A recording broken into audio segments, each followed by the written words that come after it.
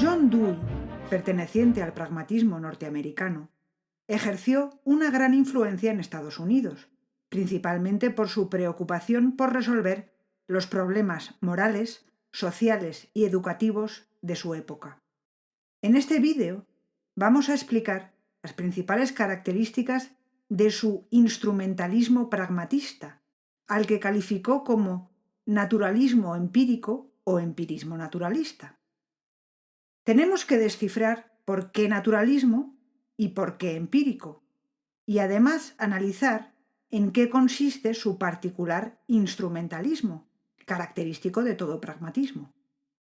Para empezar diremos que, dentro del pragmatismo norteamericano, Dewey rechaza toda idea de trascendencia.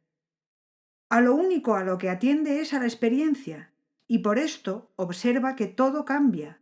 No hay nada fijo ni en la materia, ni dentro del campo social y cultural, y como al hombre la realidad le va presentando una serie de problemas, hay que intentar resolverlos. En este contexto, Dewey quiere averiguar cómo intenta el pensamiento humano resolver estos problemas, puesto que su interés primordial es el de solucionar los problemas morales, sociales y educativos. Así pues, en primer lugar, quiere averiguar qué es el pensamiento y cómo surge. Y, puesto que Dewey no cree en ningún absoluto ni en trascendencia alguna, considera que el pensamiento, lo mismo que el hombre, forma parte de la naturaleza. Es uno más de todos los procesos que se dan en la naturaleza y llega a la conclusión de que el pensamiento es una forma muy desarrollada de la relación que se produce entre un organismo vivo y el ambiente que le rodea. Veamos. Un organismo vivo, para seguir viviendo, tiene que relacionarse con el ambiente que le rodea. Dewey estaba influido en parte por el conductismo y considera que los organismos emiten respuestas inmediatas ante ciertos estímulos. Pero los organismos vivos van siendo cada vez más complejos y su relación con el ambiente también. Hay veces que el ambiente presenta un problema a este ser vivo, problema que le plantea una inseguridad. No hay más remedio que solucionarlo y dar una respuesta segura a ese problema. Así, ante situaciones problemáticas, el hombre, buscando una solución y una seguridad, comienza a pensar. En la medida en la que tales respuestas sustituyen a la duda como duda, adquieren una naturaleza mental, dice. Normalmente, cuando las situaciones ambientales no son problemáticas, el hombre responde de manera inmediata con una conducta habitual. Pero en las situaciones problemáticas no puede dar una respuesta inmediata y tiene que pensar una solución. Esta solución pasa por transformar el ambiente. El propio pensamiento es una actividad que es un instrumento para solucionar un problema. La función del pensamiento es instrumental y práctica, y el pensamiento, según Dewey, forma parte de la respuesta del hombre ante el estímulo problema. Cualquier forma de pensamiento, cree Dewey, es igual, incluso el pensamiento científico. Evidentemente, la ciencia construye su plan de respuesta de una manera muy elaborada, construyendo hipótesis, deduciendo, haciendo experimentos inductivos, creando lenguajes de símbolos a veces muy complejos, pero todo son respuestas para solucionar situaciones problemáticas. Como ya hemos dicho, el ambiente que rodea al hombre no es solo de tipo material, también es social, moral y cultural. Y aquí también se presentan problemas que el ser humano intenta solucionar siempre de la misma manera, produciendo un plan de acción para solucionarlos. Ante las situaciones morales problemáticas, por ejemplo, la respuesta son los juicios morales, que serán las directrices de una posible acción. Pero no siempre el pensamiento lleva a la acción. A veces el resultado del pensamiento, las ideas, o no se pueden verificar, como pasa muchas veces en la ciencia, o son planes y designios anticipativos que no se llegan a aplicar. Dewey tiende muchas veces a despreciar las teorías generales porque considera que las situaciones que presentan problemas son únicas, concretas y particulares. Pero desde luego, la ciencia tiene que trabajar con teorías e ideas de tipo general, y por esto insiste en que las teorías son siempre formas posibles de actuar. Así resulta que Dewey calificó a su pragmatismo como naturalista, porque su noción de pensamiento contiene la aceptación evolucionista de que las operaciones intelectuales están prefiguradas en el comportamiento de tipo biológico y éste prepara el camino para aquel. Pero es un naturalismo empírico, porque el pensamiento surge a partir de las experiencias humanas. Aclaremos ahora, además, que Dewey entiende la experiencia como una transacción, una relación activa entre un organismo y su entorno. Por eso para él no hay un sujeto y un objeto estáticos en el conocimiento, ya que el organismo actúa con su entorno para resolver un problema y solamente al final del proceso es cuando sabe cuál es el resultado, el producto, es decir, el objeto, pero él también queda transformado en este proceso. Por esto, para Dewey, el conocimiento no es que un sujeto se represente un objeto. Para él, el conocimiento siempre es construir una teoría a partir de la práctica, para así poder transformar. Es decir, es también un instrumento para el cambio. Dewey considera que las teorías filosóficas, que son fruto del pensamiento, han sido también un intento de dar seguridad al hombre dentro de un mundo incierto desde sus orígenes. Así fue como surgieron la metafísica, la idea de trascendencia, la noción de verdad absoluta, el ser, las esencias, la eternidad, Dios. Pero hoy en día, con el crecimiento constante de la ciencia, con el avance de la técnica y con todo el progreso, ¿le queda algo a la filosofía? Según cree Dewey, la importancia de la filosofía hoy debe estar en utilizar el instrumentalismo para posibilitar que la gente viva mejor.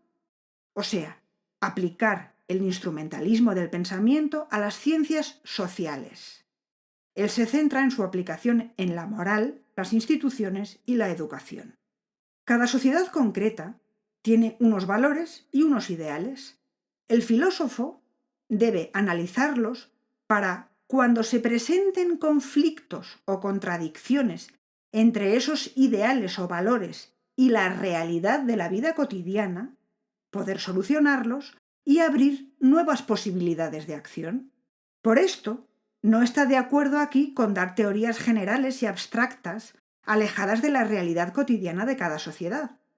La filosofía tiene solo una finalidad práctica y concreta. En esto seguiría a Hegel cuando éste decía: la tarea de la filosofía futura es la de clarificar las ideas de los hombres respecto a las contiendas sociales y morales de su época. Su tarea es llegar a ser, en la medida de lo posible, un órgano para tratar tales conflictos. Ahora lo que se necesita, cree Dewey, es hacer un estudio de tipo lógico de cómo funciona el pensamiento para después poder aplicarlo a la solución de los problemas. Su lógica es una teoría de la investigación que estudia cómo funciona el pensamiento.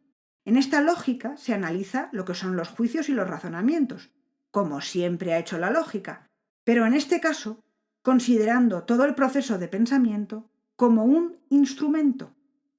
Todas las proposiciones que forman los juicios y los razonamientos son los instrumentos para resolver una determinada situación.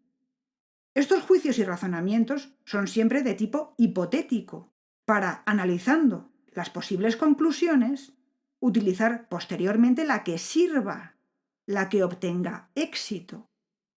Está claro, por tanto, que el concepto de verdad que hay detrás de esta lógica simplemente es el éxito que produzca. La validez del método la determina el éxito. No hay nada absoluto y en cada sociedad y en cada tipo de problema concreto habrá una verdad diferente. El éxito se logrará de diferente manera para los diferentes problemas concretos. Esto también es un instrumentalismo y al ser un producto de la acción humana, también está dentro de su naturalismo.